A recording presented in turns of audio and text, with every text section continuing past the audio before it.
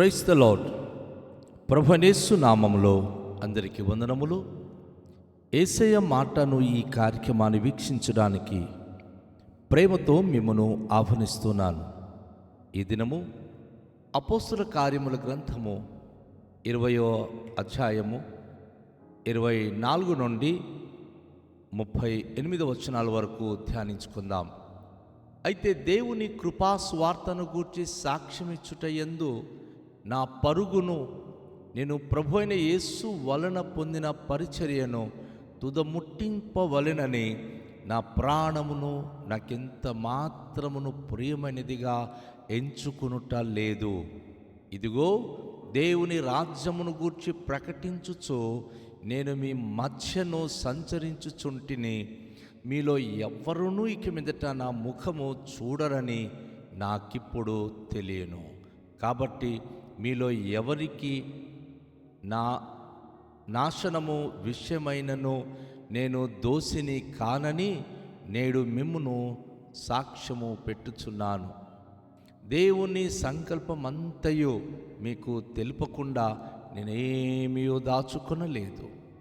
దేవుడు తన స్వరక్తమిచ్చి సంపాదించిన తన సంఘమును కాయుటకు పరిశుద్ధాత్మ మిమ్మును దేనియందు అధ్యక్షులుగా ఉంచెనో ఆ యావత్ మందను గూర్చియో మీ మట్టుకు మిమ్మును గూర్చియో జాగ్రత్తగా ఉండుడి.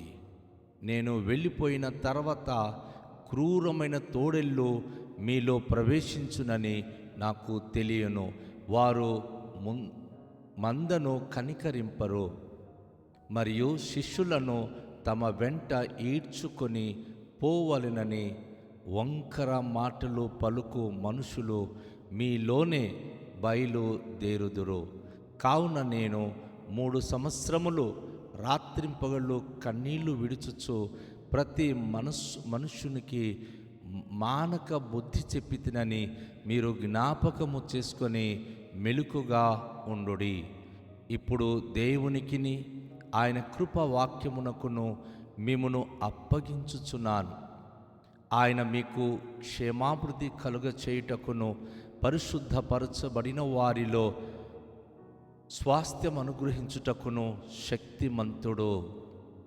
ఎవని వెండినైనను బంగారమునైనను వస్త్రమునైనను నేను ఆశింపలేదు. నా అవసరము నిమిత్తము నాతో ఉన్నవారి నిమిత్తమును ఈ నా చేతులు కష్టపడినవని మీకే తెలియను. మీరును ఇలాగు ప్రయాసపడి బలహీనులను సంరక్షింపవలెననియో పుచ్చుకునుట కంటే ఇచ్చుట ధన్యము అని ప్రభువైన యేసు చెప్పిన మాటలు జ్ఞాపకము చేసుకొనవలెననియో అన్ని విషయములలో మీకు మాదిరి చూపితినని చెప్పెను. అతడు ఇలాగు చెప్పి మోకాళ్ళుని వారందరితో ప్రార్థన చేసెను. అప్పుడు వారందరూ చాలా ఏడ్చిరి. మీరు ఇక మీదట నా ముఖము చూడరని అతడు చెప్పిన మాటకు విశేషముగా దుఃఖించుచు పౌలు మెడ మీద పడి అతనిని ముద్దు పెట్టుకొని వారు ఓడ వరకు అతనిని సాగనంపిరి. ప్రభునందు ప్రియమైన వాళ్ళారా, దేవుని సేవకునికి సంఘానికి ఉన్న బంధాన్ని అపోస్తుడైన పౌలు చాలా బలపరుస్తూ సంఘ పెద్దలకు సేవకులకు ఆయన పిలిచి యెరూషలేమునకు వెళుతున్నప్పుడు ఆయన ఏ ప్రదేశాలలో సేవ చేసి సంఘాలు స్థాపించాడో వారందరికీ పిలువనంపించి దేవునికి మహిమకరంగా సాక్ష్యమిస్తూ ఉన్నాడు. ఆ సాక్ష్యములో పెద్దలందరికీ ఆయన జాగ్రత్త చెప్తా ఉన్నాడు. ఎందుకంటే నాకు దేవుడు అప్పగించినటువంటి కృపా సువార్తను గూర్చి నేను ఎంతవరకు సాక్ష్యం చెప్పాలో నేను నా పరుగును నేను తుదముట్టించాను. నా ప్రాణము నాకు ఏమాత్రం కూడా నేను లెక్క చేయక, ప్రియమైనదిగా ఎంచుకొనక, నేను ప్రభు కొరకు నేను సంపూర్ణంగా సమర్పించి రాత్రి అనక పగలనక కష్టపడి పరిచర్య మీ మధ్య జరుపుకుంటుని అని తెలియచేస్తూ, దేవుని రాజ్యంను గురించి ప్రకటించుచు నేను మీ మధ్యను సంచరించుచుంటిని. మీలో ఎవ్వరునూ ఇక మీదట నా ముఖమును చూడరని నాకిప్పుడు తెలియను. నేను ఎవరి నాశనం నేను కోరుకున్నవాడిని కాను. మీ విషయంలో నేను దోషిని కానని ధైర్యంగా సాక్ష్యం ఇస్తున్నాను. దేవుని సంకల్పం అంతా కూడా మీకు తెలుపకుండా నేనేమీ దాచుకొనలేదు. అపోస్తలుడైన పౌలు సంఘ పెద్దలకు, సేవకులకు పిలిచి, దేవుడు తనకు అప్పగించిన కృపా సువార్తకున్న లక్ష్యము ప్రతి మనిషి దేవుని కృపతో నింపబడాలి, దేవుని అద్భుత ఆశీర్వాదములతో క్షేమాభివృద్ధి పొందాలి అని రేయింపగలు కష్టపడి పరిచర్య చేసి ఉన్నాడు. నా సోదరి, నా సహోదరుడా, నీ సేవకుడు మీ కొరకు చేసిన సేవను జ్ఞాపకం చేసుకుంటున్నారా? మీ ఆత్మీయ తండ్రి మీ గురించి ఎంత కష్టపడి ఈరోజు మీరు ఈ స్థితిలో ఆధ్యాత్మికంగా ఉండడానికి ఆయన ఎంత ప్రయాసపడ్డాడో ఏమైనా గుర్తు తెచ్చుకుంటున్నారా? ఎవరో వచ్చి మీతో చెప్తే అతను ఏదో సేవకుడు అనుకోవద్దు. అపోస్తలుడైన పౌలు అంటున్నాడు, అయ్యా, నేను మీ కొరకు ఎంత కష్టపడి మీరు క్షేమాభివృద్ధి పొందాలని మిమ్మల్ని అందరినీ కూడా దేవుని గురించి గద్దించి చెప్పి ఉన్నానో అది మీ అందరికీ తెలుసు అని సేవకులకు ఒక అద్భుతమైనటువంటి వార్నింగ్ ఇస్తున్నాడు ఆయన. ఏంటంటే, దేవుడు తన స్వరక్తం ఇచ్చి సంపాదించిన తన సంఘమును కాయుటకు పరిశుద్ధాత్మ మిమ్మును దేనిని గూర్చి అధ్యక్షునిగా ఉంచెనో ఆ యావత్ మంద గూర్చియు మీ మట్టుకు మిమ్మును గూర్చియు జాగ్రత్త పడుడి. ఓ సేవకుడా, దేవుడు ఏ మంద కాయడానికి తన స్వరక్తం ఇచ్చి ఏ మందను సంపాదించి సంఘముగా నీకు ఇచ్చాడో, సంఘము కాస్తున్నావా? చెప్ప పట్టుకొని రోడ్డు మీద తిరుగుతున్నావా? ఎవరు రూపాయి ఇస్తే అక్కడికి పరిగెత్తుకుంటూ వెళ్ళి నీ మంద గనుక విడిచిపెడితే మంద చెల్ల చిదురైపోతుంది. నువ్వు నీ మందను కాయాలి, ఆ మంద పెరగాలి. దేవుడు నీకు అప్పగించిన మందలో ఒక్క గొర్రె కూడా జారిపోకూడదు. కన్నీళ్లు కార్చు, ప్రార్థన చేయి. దుష్టమైన వ్యక్తులు ఉండొచ్చు, వారు నిన్ను పొడవచ్చు, భయపడొద్దు. ఒకవేళ గనక దేవుడు అలాంటి వారిని ఏరేయాలనుకుంటే ఆయన ఏరుతాడు. ఎందుకంటే దుష్టునికి తరమకుండానే వాడు పారిపోతాడు. కానీ నీ సంఘం గురించి నువ్వు జాగ్రత్త పడు. నీ గురించి నువ్వే జాగ్రత్త పడు. నీ కుటుంబం గురించి నువ్వు జాగ్రత్త పడు. ప్రభు అంటున్నాడు, దేనికైతే నీకు సేవకుడుగా పెట్టాడో, దేని గురించి అయితే అధ్యక్షుడిగా పెట్టాడో ఆ యావత్ మంద గురించి, అలాగే మీ మట్టుకు మీ గురించి జాగ్రత్తగా ఒక దైవ సేవకుడు ఉండాలి. ఎట్టి పరిస్థితుల్లో తప్పిపోకూడదు. అపోస్తలుడు పౌలు అంటున్నాడు, నువ్వు మంద గనక విడిచిపెట్టి వెళ్ళిపోతే క్రూరమైన తోడేళ్ళు మీలో ప్రవేశిస్తాయి, మీ మందను కనికరించదు, అది ఎత్తుకొని వెళ్ళి చంపుకొని తింటుంది. ఈరోజు నీ ఆత్మీయత నేను విడిచిపెట్టి ఎవరో వెంట పోతే నీకు ఆయన సంరక్షిస్తాడా?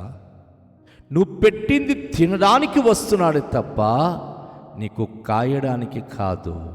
రాత్రింపగలో నీ కొరకు, నీ కుటుంబం కొరకు ప్రార్థించే తండ్రి ఒక్కడున్నాడు. నీ కుటుంబం ఆ మందకు సంబంధించిన కుటుంబము, మర్చిపోవద్దు.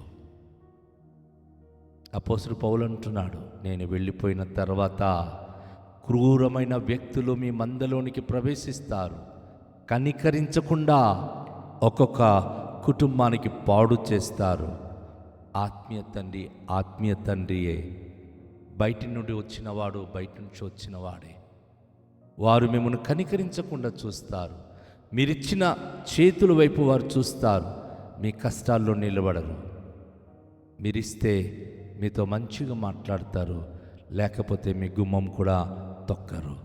కానీ నీ ఆత్మీయ తండ్రి నువ్వు ఇచ్చినా ఇవ్వకపోయినా నా కుటుంబము, నా బిడ్డలు, నా ప్రజలు బాగుండాలని తను నా కుటుంబం అంటాడు. కానీ బయటోడు వచ్చి నా కుటుంబం అనగలడా? వాక్యం వింటున్న దేవుని బిడ్డను ఒక్కసారి ఆలోచించు.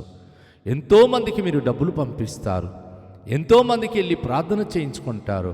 కానీ మీరు ఎవరి గొర్రెలు, ఏ సంఘానికి సంబంధించిన వాళ్ళంటే ధైర్యంగా వాళ్ళు చెప్పగలరా వీరు మా సంఘానికి సంబంధించిన వాళ్ళని? అందుకే అపోస్తలుడైన పౌలు అంటున్నాడు, జాగ్రత్త. వారు శిష్యులను తమ వెంట ఈడ్చుకొని పోవాలని వంకర మాటలు పలుకుచు మనుషులు మీలోనే బయలుదేరుతురు. సంఘంలోనే ఉంటారు, సంఘ సేవకులతో ఉంటారు, కానీ సంఘ సేవకునికి విరుద్ధంగా వంకర మాట్లాడుతూ ఉండేవారు మీ నుంచి బయలుదేరుతున్నారు.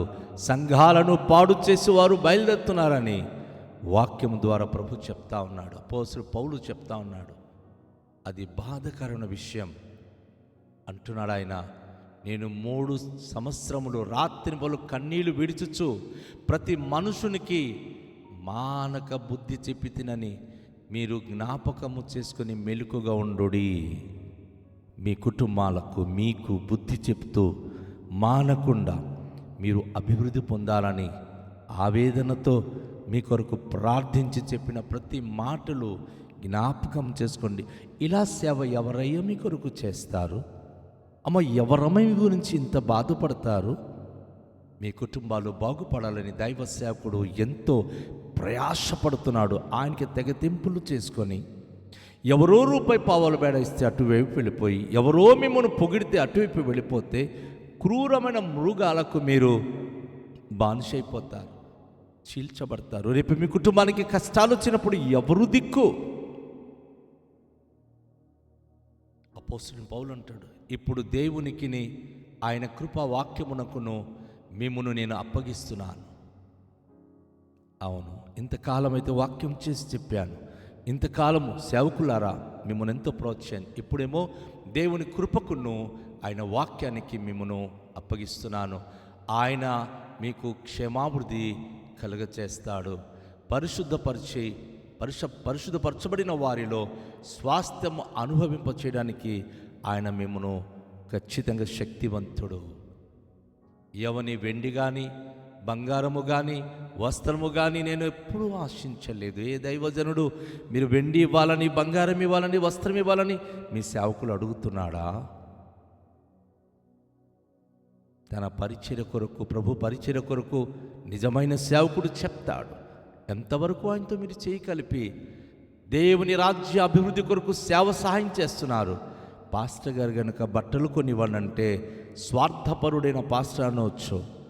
నాకు బంగారం ఇవ్వండి, వెండి ఇవ్వండి అంటే ఈ పాస్టర్ గారు, ఈ సేవకుడు స్వార్థపరుడు అనవచ్చు. అపోస్తలుడు పౌలు అంటున్నాడు, మీ దగ్గర నుంచి ఎప్పుడు వెండి బంగారము నేను ఏం ఆశించలేదు. నా అవసరముల నిమిత్తము, నాతో ఉన్నవారి నిమిత్తమును ఈయన చేతులలో కష్టపడచ్చు ఏ విధంగా పరిపోషించుకుంటున్నో అది మీకు తెలుసు అంటున్నాడు ఆయన. తన చేతుల అలా డేర కుట్టి తను పని చేస్తూ ఆయన ఏ రీతిగా సేవ చేశాడో ధైర్యంగా చెప్తున్నాడు. ఈరోజు నేనును ధైర్యంగా మీకు చెప్పగలను, సంగీత పరిచర్య ద్వారా నాకొచ్చే కొద్దిపాటి సహకారంతో సంఘ స్థాపించి వెళ్ళానే కానీ మీరు నాకు డబ్బులు ఇవ్వండి, నాకు జీతం చాలట్లేదు, నాకు డబ్బులు లేవని ఒక్కరి దగ్గర ఎప్పుడు నేను నోరు తెరిచి అడగలేదు. అది అపోస్తలుడు పౌలు ఎలా చెప్పారు, ఈరోజు నేను ధైర్యంగా అలా చెప్పగలను. మీరును ఇలాగూ ప్రయాసపడి బలహీనులను సంరక్షింపవలెనని, పుచ్చుకునుట కంటే ఇచ్చుట ధన్యమని ప్రభు యేసు చెప్పిన మాటలు జ్ఞాపకము చేసుకునవలనని అన్ని విషయంలో మీకు మాదిరి చూపితినని అపోస్తలుడైన పౌలు చెప్తా ఉన్నాడు. అవును, మనం ఎప్పుడు ఏదో ఎవరు ఇవ్వాలి అనుకోవడం కంటే మనం ఇతరులకు ఇచ్చే స్థాయిలో ఉండాలి.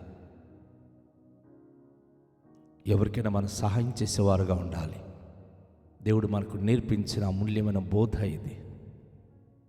ఆయనకే మన మహిమకరంగా సమస్తము చేయగలగాలి. అవును, దేవుడు ఈ విషయాలను చెప్పి అపోస్తలుడైన పౌలు అనేకమైన ప్రోత్సాహమైన మాటలు చెప్పి ఆయన మోకరిల్లి అన్ని సంఘాల సేవకుల కొరకు ఆయన ప్రార్థన చేశాడు. ఆ ప్రార్థన చేసినప్పుడు చాలామంది ఏడ్చి ఆయనను పట్టుకొని ఆయనకు హత్తుకొని మెడ మీద పడి ముద్దు పెట్టుకొని ఓడ వరకు ఆయనకి సాగనంపించారు. ఎందుకంటే ఇది చివరి చూపు, మరి ఎప్పుడు నా ముఖం చూడు అన్నారు. ఒక సేవకుడు ఎప్పుడు కూడా ఇది ఆఖరి రోజు అనే భావనతోనే ఆయన నడుస్తాడు. దేవుడు తనకు దీవిస్తూ ఉంటాడు. కనుక రండి, మనము దేవుని విషయంలో మనల్ని మనం సమర్పించుకొని అపోస్తలుడైన పౌలు చెప్పినట్టుగా ఎవరిని మనం ఆశించవద్దు, ఎవరికి మనం బానిసగా మారొద్దు. ప్రభుకు మహిమకరంగా ఆయన కృపా సువార్తకు మనం పరిచారకులుగా ముందుకు సాగిపోదాం. తండ్రి, మీకు వందనాలు. ఈరోజు విన్న వాక్యమును బట్టి మేము ఇతరులకు మంచి చేసేవారుగా, మీకు మహిమ తెచ్చేవారుగా, మీ చిత్తాన్ని ప్రభువైన మేము జరిగించేవారుగా ఉండే కృపనిమ్మని మమ్మల్ని మేము చేతికి అప్పగించుకుంటూ ఘనతయు మహిమయు ప్రభావం పొందుకున్నామని యేసు నామములో మాకు మీరు అప్పగించిన పరిచర్య నమ్మకంగా కొనసాగించి మీ రాజ్యము చేరే వరకు మా పరుగు తుదముట్టించే భాగ్యం నిమ్మని యేసు నామంలో ప్రార్థిస్తున్నాం. ఆమేన్. అందరికీ షాలోం. ప్రభు మనలను దీవించునుగాక.